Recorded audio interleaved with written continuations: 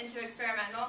I'm not sure if they know the status quo currently, but as of now we do have private enterprises contracted and working with NASA. So if it's too experimental, why are we depending on them currently to help cargo things up in space?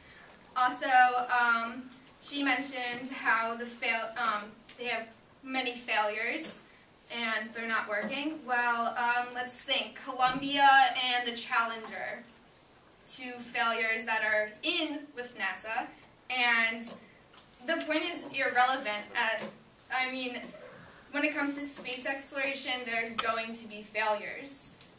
And also, I'd like to argue what Jessie just stated in her rebuttal, that we were arguing that we would eliminate, or we don't want government at all. But the resolution states, the United States federal government should substantially increase space exploration through private enterprise, not let's get rid of the government and just focus all on space exploration. No, we're keeping the government, but just substantially increasing our use of the private sectors. And also,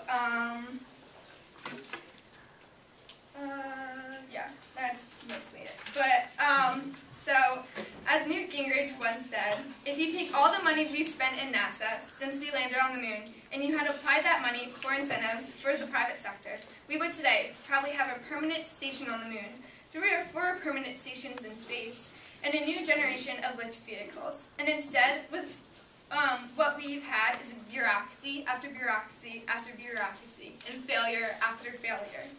With the current dependency of government funding for space exploration, the only results we see is failure. Our plan is to increase enterprise with continual oversee of the government, and this will allow companies to be more inventive and productive, unlike the current ways of NASA. So, be wise, vote private enterprise.